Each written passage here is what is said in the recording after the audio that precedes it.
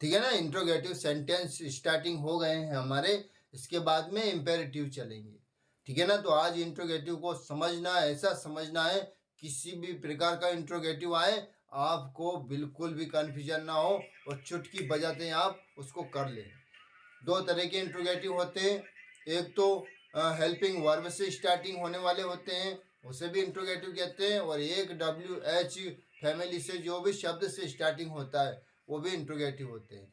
तो helping verb से starting होते हैं, उसके आंसर यस और नो में दिया जाता है, और WH फैमिली का पूरा सेंटेंस में आंसर दिया जाता है। ठीक है ना।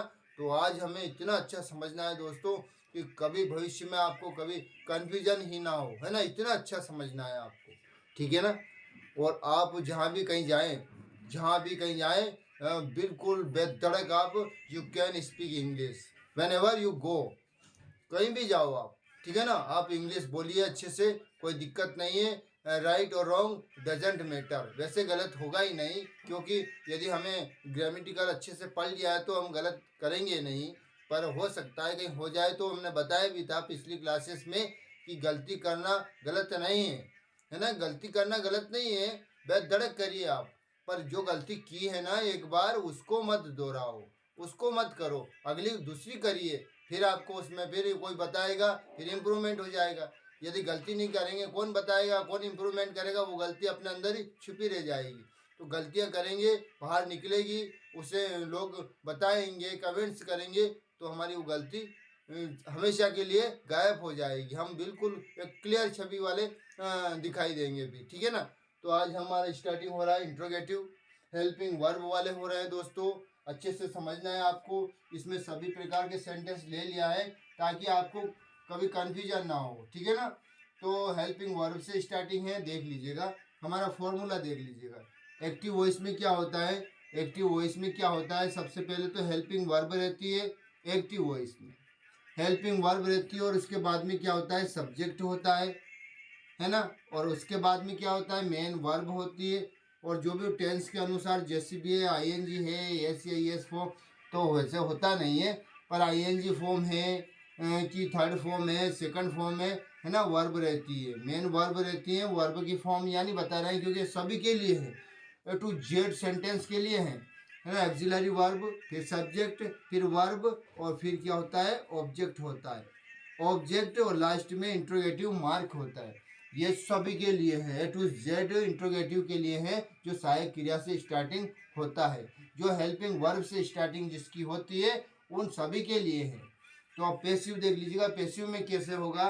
पैसिव यदि बनाना है तो क्या लिखना है, सबसे पहले हेल्पिंग वर्ब लिखना है, हेल्पिंग वर्ब लिखने के बाद में हमें ऑब्जेक्ट लिखना है, ऑब्जेक्ट लिखने के बाद में हम क्या करते हैं, वर्ब की थर्ड फॉर्म, किसी भी प्रकार का सेंटेंस हो वर्ब की थर्ड फॉर्म रहेगी, मेन वर्ब की थर्ड फॉर्म, तो बाय, और जो मॉडिफाई सब्जेक्ट है वो लिखेंगे, और इंट्रोगेटिव मार्क तो लिखेंगे ही। ठीक है ना। कन्फ्यूजन बिल्कुल भी नहीं होना है आपको, कन्फ्यूज तो होना ही नहीं है, बिल्कुल आसानी से समझना है, और हमें इस सेंटेंस को हल करना है। और ये सभी प्रकार के इसमें सम्मिलित आ गए दोस्तों, सभी प्रकार के सेंटेंस है, तो हमें बार बार इसका पढ़ लिया, सिंपल प्रेजेंट का पढ़ा, कंटिन्यूस का पढ़ा, परफेक्ट का पढ़ा, इस तरह से कोई कंफ्यूजन नहीं, सभी के मिक्स है। तो आपको मैं प्रत्येक सेंटेंस के बारे में बताता चलूँगा, ताकि आपको यूँ मान के चलिए कि जो 10 क्लासेस बनती ना, वह एक ही क्लास में अपना काम हो जाएगा। ठीक है ना। ऑल इन वन क्लास रहेगी दोस्तों, जिसमें सभी सेंटेंस, सभी टेंस के सेंटेंस समझ लेंगे हम। ठीक है। तो मुझे बताइए इस ये दिखेगा, हाँ एक वाक्य खाली है ना, इसको नीचे वाले को देख लेंगे ताकि हमें ऊपर दिक्कत नहीं रहेगी, या फिर नीचे वाले ऊपर वाले को देखेंगे, है ना। तो are you writing a letter, ठीक है ना, ध्यान से सुनना आप, are you writing a letter, ठीक है। ये किस टेंस का है, यहीं से पता चल गया, ये इज एम आर है, वर्ब में आईएनजी है, मतलब कंटिन्यूअस का है। कौन सी कंटिन्यूअस का है, प्रेजेंट कंटिन्यूअस का सेंटेंस है दोस्तों। क्या क्या तुम पत्र लिख रहे हो, क्या तुम पत्र लिख रहे हो, इस प्रकार का सेंटेंस है। अब इनको हम बनाते हैं, पैसिव में बनाते हैं, तो सबसे पहले क्या करेंगे, देख लीजिएगा, हेल्पिंग वर्ब लिखना है, ध्यान से देखना है। अब कैसे बनाएंगे, अगर कंटिन्यूस का है तो उसे कैसे बनाएंगे, तो सबसे पहले हम स्टार्टिंग कर रहे हैं हेल्पिंग वर्ब से, तो आर लिखा, है ना। आर क्यों लिखा, देखो सबसे पहले कभी कंफ्यूजन मत होना। ऐसा वैसे कुछ नियम है, इसके कुछ नियम होते हैं, उस पर नहीं इतना डिटेल नहीं बता रहा हूँ। पर आर किसे लगाया, हम इस भी तो लगा सकते हैं, क्योंकि हमको क्या पता किसके अनुसार लगाया। दोस्तों पहले ऑब्जेक्ट देख लीजिएगा, आप ऑब्जेक्ट देख लीजिएगा तो आर नहीं आएगा। क्यों नहीं आएगा, क्यों, अपने यहाँ तो था, ये यू के साथ लगता है, और हमें सबसे पहले लिखना क्या है, ऑब्जेक्ट लिखना है। तो दोस्तों ऐसा नहीं लिखना है, जिससे है तो हेल्पिंग वर्ब की बोली यार, हेल्पिंग वर्ब लिख दे अपन तो है। ऐसा नहीं, हेल्पिंग वर्ब बोली पर किसके लिए बोली, किसके लिए लगाना है, ऑब्जेक्ट के लिए लगाना है। तो ऑब्जेक्ट क्या है, सिंगुलर है, अ लेटर है। तो अ लेटर लिखेंगे तो उसके पहले क्या आ जाएगा, एज आएगा, एज। ठीक है ना दोस्तों, तो कंफ्यूजन नहीं होना है, ये चीज तो क्लियर हो गई। एज अ लेटर, ये ऑब्जेक्ट हो गया, हेल्पिंग वर्ब हो गया और ऑब्जेक्ट हो गया। और आपको याद है पैसिव में यदि कंटिन्यूअस का बनाएंगे तो बीइंग भी आएगा, वो हेल्पिंग वर्ब भी रहेगी और उसके साथ में बीइंग रहेगा। तो a letter, is a letter being, क्या आ जाएगा, बीइंग। ठीक है, याद रखना दोस्तों, बहुत महत्वपूर्ण है ये बातें, क्योंकि कभी कंफ्यूजन नहीं करेगी आपको, अगर आपको समझ में आया तो। इसके बाद में वर्ब की ऑब्जेक्ट, हेल्पिंग वर्ब हुआ, ऑब्जेक्ट हुआ, और अब वर्ब की थर्ड फॉर्म लिखना है। तो राइटिंग है, तो राइट का थर्ड फॉर्म क्या है, रिटर्न है। इसमें डबल टी आता है, राइटिंग में सिंगल टी रहता है ना। Is a letter being written by, और सब्जेक्ट बाय लिखना है ना। और सब्जेक्ट क्या है, यू है, ठीक है ना। वो हेल्पिंग वर्ब के बाद में, हेल्पिंग वर्ब के बाद में जो सब्जेक्ट ही तो है, तो यू है, तो यू का यू ही रहेगा, और इंट्रोगेटिव मार्क। दोस्तों कंफ्यूजन नहीं होना, अगर आपको पता चला कि पहले अपन ऑब्जेक्ट के अनुसार लगाएंगे, इज एम आर जो भी लगेगा, मतलब जो भी एक्सिलरी वर्ब आए ना ऑब्जेक्ट के अनुसार लगाएंगे, तो ऑब्जेक्ट जरूर देख लें, उसको मत देखा करो कि यार आर लग रहा तो अपन ने पहले आर लगा दिया, मैं फिर बोला ऐसे लिख लेंगे। कभी नहीं, आर आएगा नहीं तो आर कैसे लगाएंगे, जबरदस्ती से नहीं लगा सकते, ठीक है ना। तो ये याद रखना। अब मैं दोस्तों पहले नीचे का सेंटेंस को क्लीन कर बता देता हूँ, ताकि स्पेस रहेगी हमारे पास में सारे वाक्यों को समझने के लिए, अच्छे से अच्छी खासी अपने पास में स्पेस हो जाएगी, ताकि समझने में अच्छा रहेगा, ठीक है ना। तो मैं क्लीन कर दूं, समझ में आ गया आपको अच्छे से, वेरी गुड। ठीक, देख लीजिएगा लास्ट वाला सेंटेंस 10वां देख लीजिएगा, 10th वाला। क्या है 10th वाला, देखिए वो इन्फिनिटिव वाले सेंटेंस को भी इसमें ऐड कर दिया अपन ने, टेंस के तो जोड़े ही हैं, साथ साथ हमने वो इन्फिनिटिव भी इनमें जोड़ दिया, ताकि उनके लिए अलग से कौन क्लास बनाएगा। अब तो अच्छी चीज़ें पढ़ने का मौका है, इम्पेरेटिव पढ़ना है, ऑप्टेटिव पढ़ना है, एक्सक्लेमेटरी पढ़ना है, और बहुत सारी चीज़ें पढ़नी है हमको, तो अच्छे से पढ़ना है। तो इसमें आपको आई थिंक समझ में भी आ जाएगा, कोई ज़्यादा कठिनाई वाली बात भी नहीं है। देखिएगा कुछ ही नहीं है, जो हेल्पिंग वर्ब है उसके आगे वाली वर्ब, मतलब उससे आगे वाली ले लेते हैं, इज एम आ रहे तो उसमें बीइंग और ऐड कर देना, बाकी जो स्ट्रक्चर है पैसिव में वो लिखना ही है। तो इसमें देखिए, इसमें इन्फिनिटिव है, मतलब टू राइट है, वर्ब की फर्स्ट फॉर्म में टू जुड़ा हुआ है ना। As she to write a book, अब ये वाला टेंस का नहीं है, ये टेंस का सेंटेंस नहीं दिखाई दे रहा है, वो अलग से मुझे लाना है, करना है, लिखना है ना। तो as she to write a book, क्या उसे एक पुस्तक लिखना है, क्या उसे पुस्तक लिखना है, इस प्रकार से। तो किस टेंस का मानेंगे, यूँ तो किसी टेंस का नहीं है, पर स्ट्रक्चरल जो देखेंगे तो है ना, ये तो जाना है, खाना है, मुझे बनाना है, मुझे करना है, इस प्रकार से टू प्लस इन्फिनिटिव, अभी एक क्लास देखी थी अपन ने पिछली क्लास, ठीक है ना, तो उसका सेंटेंस है। तो दोस्तों टेंस का नहीं है ना प्रेजेंट का है, ना पास्ट का है, ना फ्यूचर का, पर हेल्पिंग वर्ब से पता चल रहा है कि हाँ प्रेजेंट की हेल्पिंग वर्ब है, तो ये जरूर पता चल रहा है। इज एम आर है तो बीइंग आगे जाएगी आगे वाली, वो कंफ्यूजन होने का सवाल ही नहीं है दोस्तों। क्यों कंफ्यूजन होंगे हम, बिल्कुल नहीं होंगे। तो देख लीजिएगा, सबसे पहले हम क्या करते हैं, हेल्पिंग वर्ब लिखते हैं। तो आ बुक, अगर ऑब्जेक्ट है हमारा तो आ बुक है तो इज ही आएगा, है ना। तो इज लिखा, इसके बाद में हेल्पिंग वर्ब के बाद में इज है, तो ध्यान से देखना दोस्तों, इज है तो बीइंग भी आएगा, क्योंकि पैसिव में है ना। इज फिर ऑब्जेक्ट है आ बुक, इज आ बुक। अब बताइए मुझे बीइंग कहाँ आएगा, ये बता दीजिएगा, बीइंग कहाँ आएगा, बीइंग नहीं बी, है ना। इज एम आर यदि है ना तो उसके साथ में बी आएगा, ये याद रखना है, ठीक है ना। तो is a book to be, is a book to be return, is a book to be, और ये लिखा अपन ने वर्ब रिटर्न,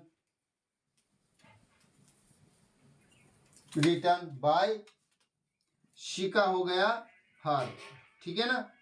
और ये interrogative mark, is a book to be written by her. बहुत आसान है दोस्तों, ये इन्फिनेटिव वाले हैं, ठीक है ना, कोई ज्यादा कंफ्यूजन वाली बात नहीं है। आप देख लीजिएगा, इसमें नहीं है तो आगे का वाक्य आपको समझ में आते जाएंगे, ठीक है ना। क्लीन कर दूं मैं इसको, आगे देखिए। बहुत सिंपल है, बहुत अच्छे हैं दोस्तों। यदि आपके दिमाग में आ जाएगा ना तो इंट्रोगेटिव आपके कभी नहीं भूलोगे। मैं सारे सेंटेंस का बताते चलूंगा। Have you to paint the box, have you to paint the box. देखिएगा, टू पेंट मतलब पेंट करना। क्या तुम्हें बॉक्स का पेंट मतलब संदूक को, जो बॉक्स है, क्या तुम्हें संदूक को पेंट करना है? क्या तुम्हें संदूक, क्योंकि चुका है चुकी है कैसे बोलेंगे, चाहे हैव या हैव आया, हैव या हेज आया, अपने को याद है, अगर हैव हेज तो परफेक्ट में आता है, तो परफेक्ट का है तो चुका है बोल देंगे कि क्या तुम पेंट कर चुके हो बॉक्स को। तो हमारा क्या गलत हो जाएगा दोस्तों। गलत क्यों हो जाएगा? क्योंकि आपको पता है कि गलत इसलिए होगा क्योंकि ये वर्ब की थर्ड फॉर्म तो है नहीं, तो ये परफेक्ट का है नहीं, तो ये भी किसी टेंस का सेंटेंस नहीं हो सकता, ये याद रखना। तो ये भी इन्फिनेटिव वाला है, टू प्लस इन्फिनेटिव है ना, वर्ब की फर्स्ट फॉर्म है। तो इसमें भी ऐसा ही होगा। द बॉक्स यदि है ऑब्जेक्ट तो द बॉक्स में क्या आता है, हैव आता है कि हेज आता है, हेज आता है, याद रखना, हेज। और उसके बाद में क्या लिखेंगे, ऑब्जेक्ट लिखेंगे हेज के बाद में, तो hedge the box, has the box. दोस्तों ये कंफ्यूजन कर रहे हैं ना आपको ये वाक्य, has the box, has the box to be. जो ये इंफिनिटिव आया तो उसमें टू बी जोड़ देंगे, टू के साथ बी, ये जो है या हेज है ये रहेंगे ना, तो ये टू और बी और जोड़ना है। बाकी वर्ब की थर्ड फॉर्म लिखना है, पेंटेड, वर्ब की फर्स्ट फॉर्म लिखना है दोस्तों, painted bye you, painted bye you, ठीक है ना। अब समझ में आ गया। देखिए इसमें क्या है कि हेल्पिंग वर्ब इसके अनुसार, ऑब्जेक्ट के अनुसार लिखा हमने, और ये टू बी वाला है ना, टू प्लस वर्ब की फर्स्ट फॉर्म वाले, तो इसमें जब ऑब्जेक्ट लिखा ना उसके बाद में टू बी, टू वहाँ लिख देंगे और उसके बाद में बी लिखना है, जो भी इज एम आर है जेव जो भी ये आएगा ना उसके बाद की बात कर रहा हूँ मैं, उसमें बी लिखना है, ठीक है ना। क्योंकि ये किसी टेंस के सेंटेंस नहीं है दोस्तों, ये स्ट्रक्चरल है। तो आपको इसमें थोड़ा सा कन्फ्यूजन हो रहा होगा मुझे लगा, क्योंकि इसमें कि यार इसमें किस प्रकार से बनाएंगे इसको, तो कोई दिक्कत नहीं है। ये ऑब्जेक्ट देख लिया हमने, हेज या हेव लगता है, यदि हेव वो कह रही ये नहीं बदलना है, हेव लगाइए या हेज लगाइए वही रहेगी जो है वो, तो वो इसके पहले लगाया हमने। और जो ऑब्जेक्ट लिखा, ऑब्जेक्ट के बाद में टू भी लिखना है, वो टू के बाद में भी लिखना है, क्योंकि हेज हेव है ना, is am are has have ये है ना, तो भी लिखना है ना। टू के पहले लिख दिया, बाकी वर्ब तो ये रहेगी नहीं, अब तो थर्ड फॉर्म आ जाएगी क्योंकि पैसिव में है भाई, और सब्जेक्ट लिखना है वो मॉडिफाई वाला, जिसे पैसिव ऑब्जेक्ट बोलते हैं, ठीक है ना। अब आगे देख लेते हैं दोस्तों, ये सभी प्रकार के मिक्स क्यों किया हमने, इसलिए किया कि आपको कंफ्यूजन ना हो, आपको अच्छे से समझ में आ जाए, इसलिए ये कंफ्यूजन भी मैंने इसको ऐड कर दिया इसमें। ये दो तीन सेंटेंस भी ये टेंस के नहीं है, ना प्रेजेंट सिंपल के हैं, ना कंटिन्यूअस के हैं, ना परफेक्ट के हैं, ना पास्ट के हैं, ना पास्ट सिंपल के हैं, ना कंटिन्यूअस के, किसी के भी नहीं है दोस्तों, ये स्ट्रक्चरल है। पर हमने इसको भी ऐड किया कि कभी आपको लगे यार ये का तो बताया ही नहीं हमको, कभी इस प्रकार का सेंटेंस आया और आपको लगे कि यार इस प्रकार का सेंटेंस तो हमने कभी देखा ही नहीं, कैसे बनाएंगे इसको, तो इसलिए उसको भी मैंने बता दिया है, ठीक है ना। पर दोस्तों वैसे आता नहीं है एग्जाम में, पर आपको याद होना है, हमने कहा ना कि इंग्लिश में कोई चीज़ भी नहीं छोड़नी, एक भी चीज़ नहीं छोड़ना है। अब हम आ जाते हैं ऊपर, ठीक है ना, हमारे जो सेंटेंस है, टेंस के सेंटेंस है उस पर आ जाते हैं। तो इसमें बिल्कुल कन्फ्यूजन नहीं होना है, इसमें इज या एम आर और वर्ब में आई एन जी है तो बींग लगेगा, जैसा इसमें कोई दिक्कत नहीं है। वो तो जो ये वाले जो अपने वो टू इन्फिनेटिव वाले सेंटेंस थे उसमें कन्फ्यूजन हुआ होगा थोड़ा, बाकी इसमें नहीं होगा आपको। तो पहला तो मैंने बता दिया था, इसमें क्या आएगा, ये आ लेटर है तो पहले इज या एम आर आएगा, वो तो इसमें है ना कंटिन्यूस का है, तो क्या आएगा इज एम आर, उसका सूत्र क्या कंटिन्यूस का, हेल्पिंग वर्ब है, उसके बाद ऑब्जेक्ट, हेल्पिंग वर्ब के बाद में जैसे helping verb is am are है तो उसके बाद में बीइंग लिखेंगे, ऑब्जेक्ट के बाद में क्या लिखेंगे, बीइंग लिखेंगे, ये याद रखना है। वर्ब की थर्ड फॉर्म तो सभी में रहती है, चाहे वो किसी भी प्रकार का हो, वर्ब की थर्ड फॉर्म तो सभी में होती है, ठीक है ना। और देख लीजिएगा अब आगे, ये कंटिन्यूअस का समझ में आ गया आपको। Are you writing a letter, तो is a letter being, is a letter being, ठीक है ना। फिर कहाँ इज अ लेटर बीइंग हो गया, उसके बाद में मेन वर्ब क्या है, राइटिंग, राइट है मतलब तो रिटर्न बाय, और सब्जेक्ट यू है तो यू का यू ही रह जाएगा, नहीं है ना कंफ्यूज। अब आगे देखिए, ये मॉडल एक्सिलरी, ये जो मॉडल एक्सिलरी वर्ब का है, कैन यू स्पीक इंग्लिश। अब मैंने टेंस का भी बताया और मैंने कहा था सभी प्रकार के मिक्स कर देंगे इसमें। कैन यू स्पीक इंग्लिश, क्या तुम अंग्रेजी बोल सकते हो। तो बहुत आसान है, इसका पैसिव बनाना बहुत आसान है दोस्तों। कैसे आसान है कि मॉडल एक्सिलरी वर्ब में भी हम क्या करेंगे, बी ऐड कर देंगे, है ना। जब इसका पैसिव बनाएंगे तो क्या कर देंगे, बी जोड़ देंगे दोस्तों। कोई ज़्यादा कन्फ्यूजन वाली बात है ही नहीं। कैन यू स्पीक इंग्लिश का क्या हो जाएगा देख लीजिएगा। अपने ऑब्जेक्ट का पता है, क्या है ऑब्जेक्ट, इंग्लिश है। और इसमें तो कैन है तो कैन का कैन ही रहेगा, तो सबसे पहले कैन लिख दो, और कैन लिखने के बाद में ऑब्जेक्ट लिखो। ऑब्जेक्ट क्या है अपना, इंग्लिश है, तो इंग्लिश। अब इसके बाद में क्या लिखा, बी लिखा, ठीक है ना। क्योंकि कैन में मस्ट ये कुछ भी लिखो, यदि आए तो इसका क्या करेंगे, इसका भी यही करेंगे, उसमें बी लिख देंगे सब में। बी कैसे लिखेंगे, जब ऑब्जेक्ट के बीच में रखेंगे, क्योंकि ये फ्रेजल वर्ब है जिससे दो कैन बी मस्ट बी इस प्रकार से, वो अगर एक ही सिंगल ऐड करना है इंट्रोगेटिव में नहीं कर सकते, बाकी वो चीज़ में करेंगे तब जाके पता चलेगा।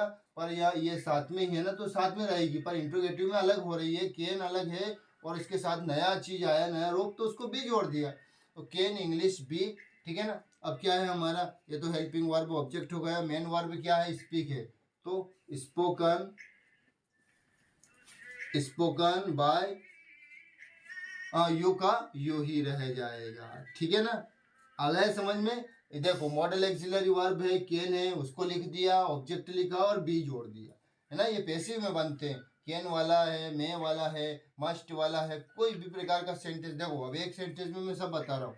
मॉडल एक्सिलरी से संबंधित कोई भी क्वेश्चन आए तो आपको उसमें क्या ऐड करना है, बी ऐड करना है, ऑब्जेक्ट के बाद में बी लिख दो। जो इंट्रोगेटिव में यदि इस तरह से आया तो आपको क्या करना है, उसमें बी जोड़ना है, ऑब्जेक्ट के बाद में जोड़ना है। और वर्ब की थर्ड फॉर्म तो सभी में रहती है पैसिव में, ठीक, ये चीज भी याद रखना। तो दोस्तों ये भी टेंस का नहीं था, बोल सकते हैं, ये भी अलग से स्ट्रक्चरल था, पर किसी टेंस का स्पेशली नहीं था ये, तो इसलिए इसको भी बताना जरूरी था।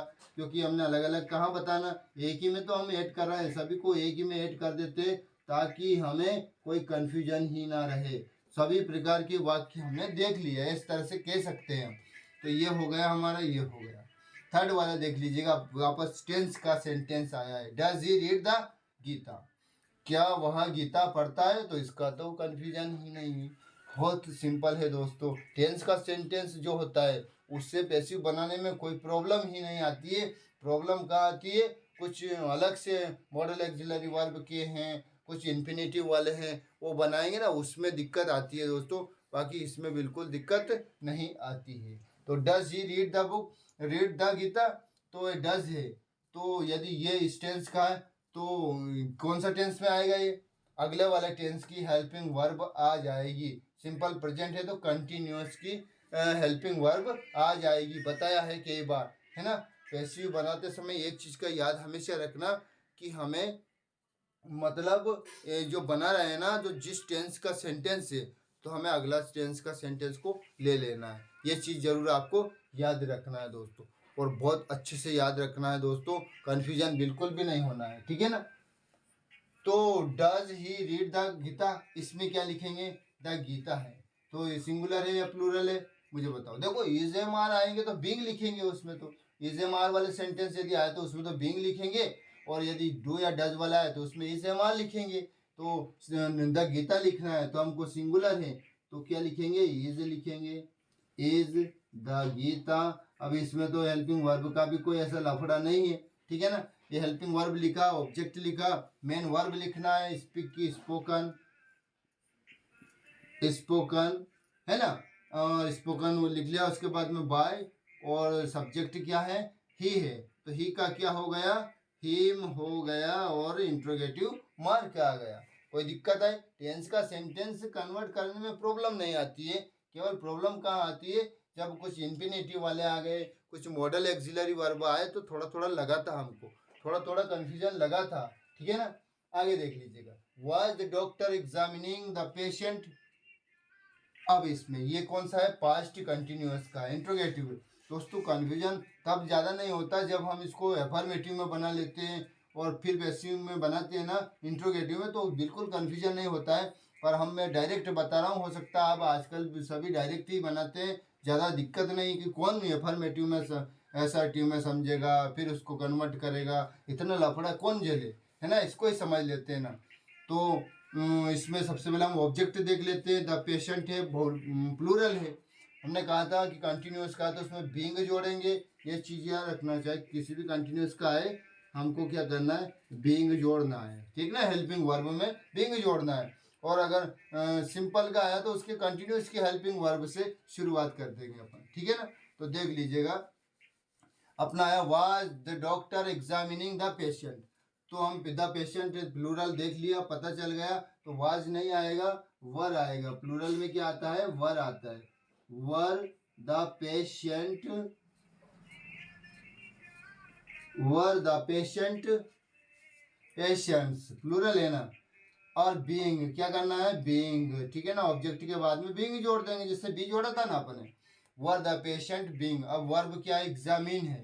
एग्जामिन है ना, परीक्षण करना, जांच करना, तो एग्जामिनिंग है ना, इसमें तो वर्ब में आईएनजी है, तो एग्जामिन्ड, एग्जामिन्ड थर्ड फॉर्म है वर्ब का, बाय द डॉक्टर। आ गया ना समझ में। टेंस का सेंटेंस तो समझने में बहुत आसानी हो जाती है दोस्तों, केवल दिक्कत आती है कुछ अलग से कोई सेंटेंस हो तो। पर हमने कहा कि हमें जब इंट्रोगेटिव सीखना ही है तो सारी चीज़ को ले लेते हैं ना, अलग अलग से क्लासेस बनाएंगे, फिर अपन कौन पढ़े, इतना समझ आ गया अपन को, बस कोई दिक्कत नहीं है, समझ लिया ना अपन ने।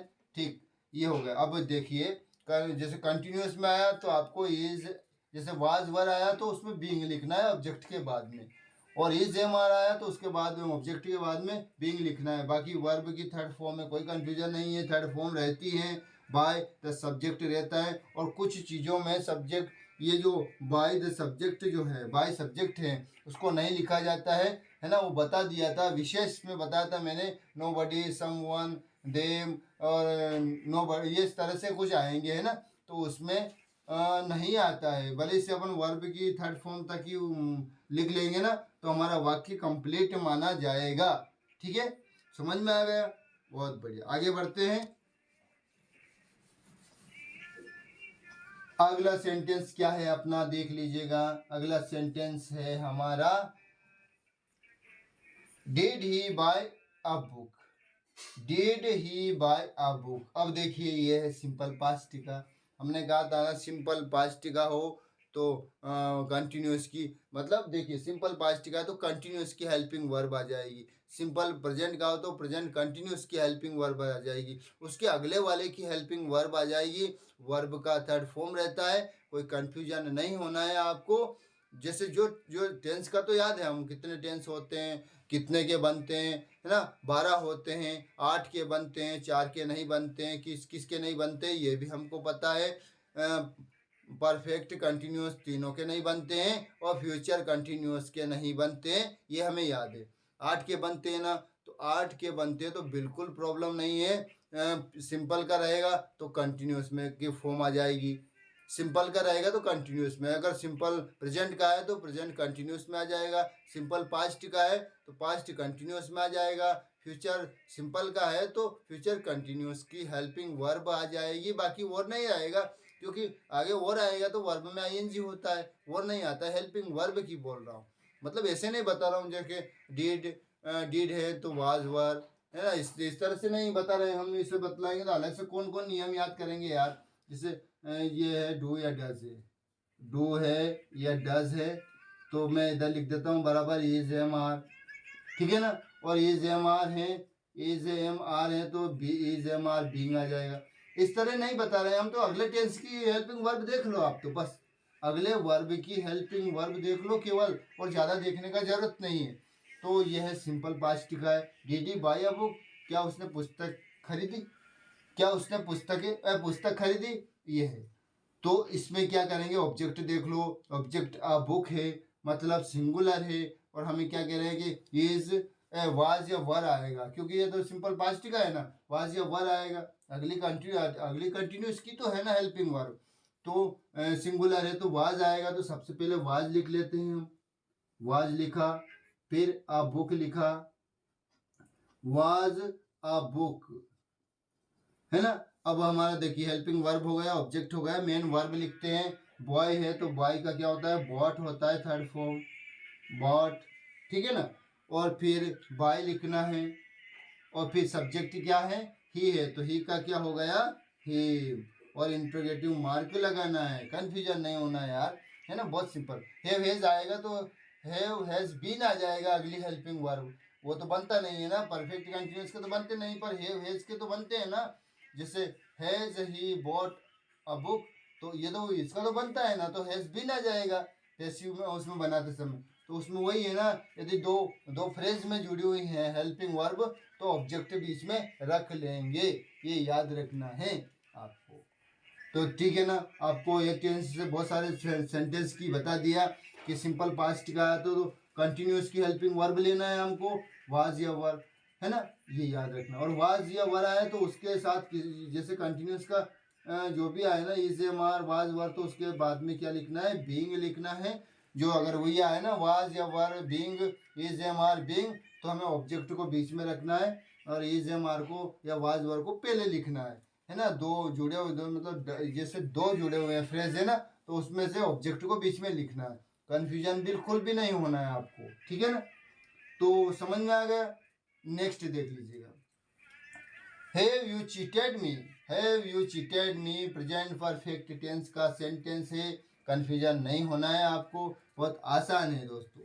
हैव आएगा तो उसके अगली क्या टेंस की हेल्पिंग वर्ब है, हैव बीन हैज बीन है, हैव बीन हैज बीन है, कंफ्यूजन होने का सवाल ही नहीं है। अब दो है तो ऑब्जेक्ट को बीच में रख के बीन बाद में लिख देंगे, और क्या है, बिल्कुल सिंपल है वो, तो देख लीजिएगा।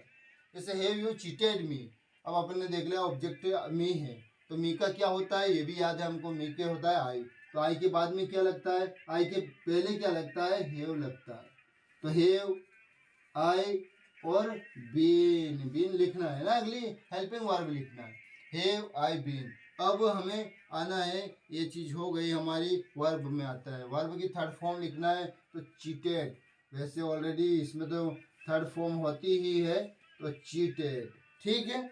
अब बाय लिखना है, बाय लिख दिया हमने, और सब्जेक्ट लिखना है, तो क्या है सब्जेक्ट हमारा, यू है, तो यू का तो यू ही रहता है ना, यू में कोई चेंजेस ही नहीं होगा, ठीक है। आ गया होगा समझ में, अब आप समझ लीजिएगा। यदि हमारा वाक्य, मैं और समझा रहा हूँ आपको, अच्छे से समझा रहा हूँ, यदि हमारा वाक्य सिंपल प्रेजेंट का है ना, उसके मतलब सिंपल प्रेजेंट का है, तो कंटिन्यूस की ये आ जाएगी, क्या आ जाएगी, हेल्पिंग वर्ब आ जाएगी। और यदि कंटिन्यूस का है ना, तो उसमें कंटिन्यूस की हेल्पिंग वर्ब तो रहेगी ही, पर उसमें बीइंग और जोड़ देंगे। ये चीज़ दिमाग में बिठा लो, जो बहुत सारी चीज़ें समझने की जरूरत नहीं है। परफेक्ट है मतलब हैव या हैज है, सिंपल की बात कर रहा हूँ, अभी प्रेजेंट की बात कर रहा हूँ। परफेक्ट है तो उसमें भी क्या, जो जो तो है ही सही, उसमें जो ऑलरेडी उसमें बीन जोड़ना है आपको, ठीक है ना। और कहाँ जोड़ना है, ऑब्जेक्ट के पहले लिख देंगे, इसको भी ऑब्जेक्ट के पहले लिख देंगे, बाकी जो है हेल्पिंग वर्ब जैसे वाज या वर, इज, एम, आर है, उसको पहले लिखेंगे, और जो ऑब्जेक्ट आएगा उसके बाद बिंग लिख देंगे। इसी प्रकार से यहाँ भी हैव या हैज है वो लिखेंगे, ऑब्जेक्ट लिखेंगे और बिन लिख देंगे, कितनी सिंपल है। ठीक उसी प्रकार से पास्ट का भी है, ये पास्ट का है तो कंटिन्यूस का आ जाएगा, पास्ट कंटिन्यूस का तो उसमें भी वाज या वर तो रहेगा ही, ऑब्जेक्ट लिखने के बाद बीइंग लिख देंगे। परफेक्ट का है तो हेड है, इसमें हैव हैज नहीं रहते, इसमें एक ही हेल्पिंग वर्ब होती है हेड, तो हेड के बाद में ऑब्जेक्ट लिखेंगे और बीइंग लिख देंगे, कितना इजी है। और फ्यूचर में क्या है, सिंपल फ्यूचर का रहेगा तो विल या शेल आ जाएगा, सिंपल फ्यूचर का यदि है तो विल या शेल आ जाएगा। विल या शेल तो रहेगा सिंपल फ्यूचर में, तो अपन उसको बनाएंगे तो विल भी शेल भी आ जाएगा। तो विल भी शेल भी कहाँ लिखेंगे, विल लिखने के बाद में ऑब्जेक्ट लिख लेंगे और बी बाद में लिख देंगे। बहुत ईजी है दोस्तों। और अब देखो कितना इजी है अपने समझने में, जिसमें अलग अलग नियम कौन समझे यार। अगली है देख लो, सिंपल प्रेजेंट का है तो कंटिन्यूस की हेल्पिंग वर्ब देख लो यार, कोई ज़्यादा कठिनाई वाली बात तो है नहीं, ठीक है ना। और मैं समझाता हूँ, एक सेंटेंस और बच रहा है अपने पास में, देख लीजिएगा। एक सेंटेंस, हाँ दो बच रहे होंगे, दो बच रहे।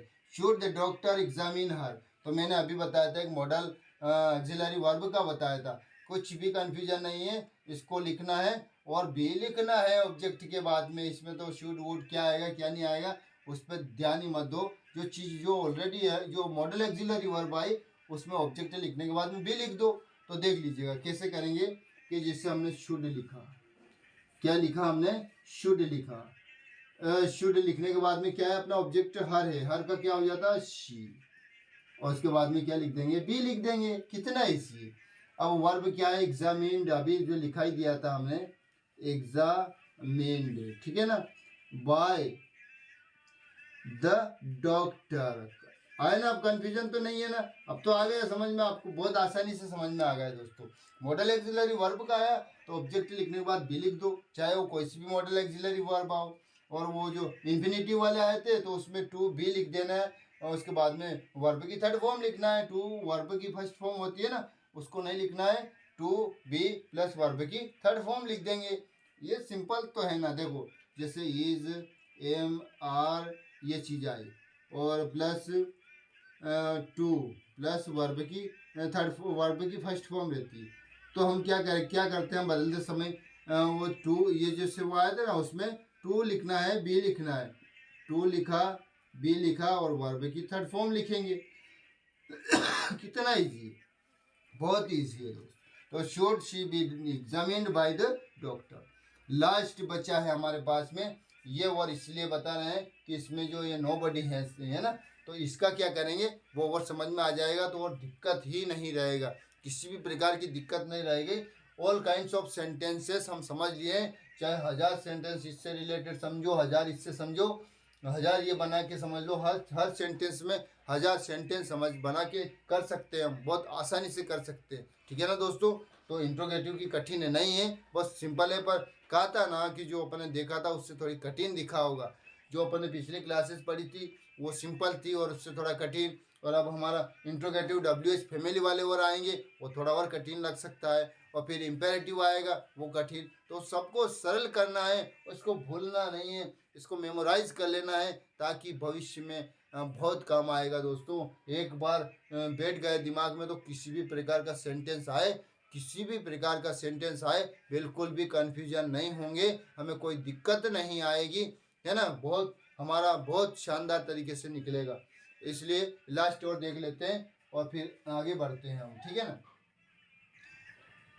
अगला है अपना will nobody help the poor. इसको क्लीन कर देते हैं हम, देख लीजिएगा। Will nobody help the poor, है ना, ये फ्यूचर का मान लीजिए, फ्यूचर का है, इस तरह से मान सकते हैं कि सिंपल फ्यूचर का है। तो क्या कोई भी गरीब की मदद नहीं करेगा, है ना, इस तरह से हमने मान लिया है। मान लिया जाए कि सिंपल फ्यूचर का इंट्रोगेटिव है, पर ये नहीं माना तो हम यूँ मान के चलेंगे कि ये मॉडल एक्सिलरी वर्ब है। विल भी है ना, मॉडल एक्सिलरी वर्ब ही तो है, हमने देखा था। तो हम तो मॉडल एक्सिलरी के रूप में भी देख सकते हैं भले से, और यूँ भी देखेंगे तो विल है तो अगला भी आ जाएगा, उसमें भी दिक्कत नहीं है। तो द पुअर है तो सबसे पहले तो विल लिखा आपने, will the poor, will the poor, और क्या लिखा बी, ये बोला था हमने, है ना। बी लिखना है, वर्ब की थर्ड फॉर्म लिखना है, हेल्प्ड, हेल्प्ड। अब बस ये चीज आ गई हमारी, वो वाली बात भी यहाँ इस सेंटेंस में आ गई। कौन सी वाली, कि यदि ये चीज ऑब्जेक्ट, ये चीज सब्जेक्ट के रूप में यदि आए तो इनको नहीं लिखना है, इनको वहीं रहने देना है और हमारा वाक्य कंप्लीट कर देना है।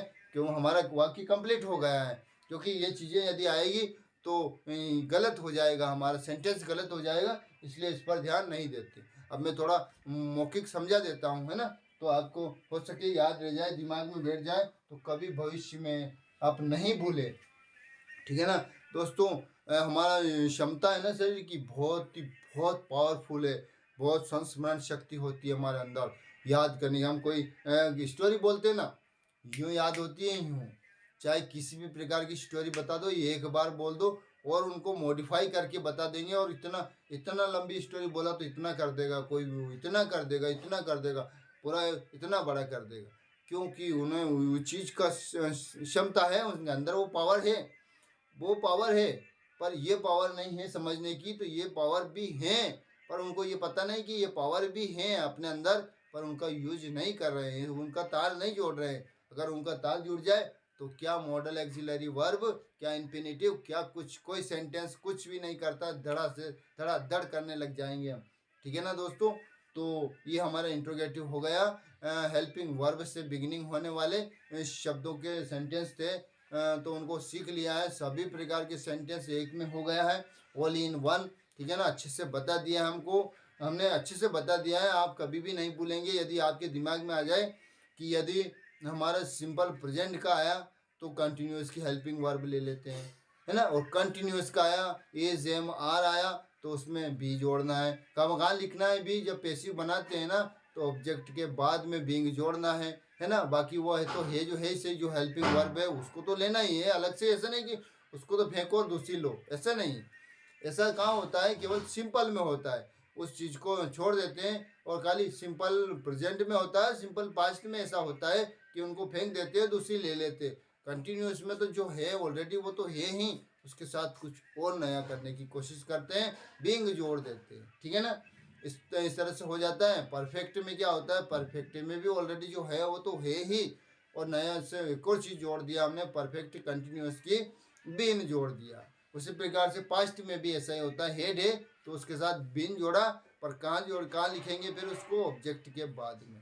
ऐसा नहीं हेड बीन पहले लिख दिया फिर ऑब्जेक्ट लिख रहा है, ऐसा नहीं है। हैव बीन हैज बीन लिख दिया और ऑब्जेक्ट लिखा, ऐसा नहीं है। वाज वर्ब और बीइंग लिखा तो गलत है हमारा, तो ऑब्जेक्ट को बीच में रखना है ना। वो पकड़ ऑब्जेक्ट को सपोर्टर है, वो ऑब्जेक्ट को पकड़ के चलती है वो, तो उसको नहीं छोड़ना है। तो दोस्तों हेल्पिंग वर्ब वाले कंप्लीट हुए इंट्रोगेटिव। नेक्स्ट क्लास में हमारे WH फैमिली वाले रहेंगे, जो आपको अच्छे से समझना है वो भी दोस्तों, है ना। Thanks for watching me, thanks for listening me, thank you very much.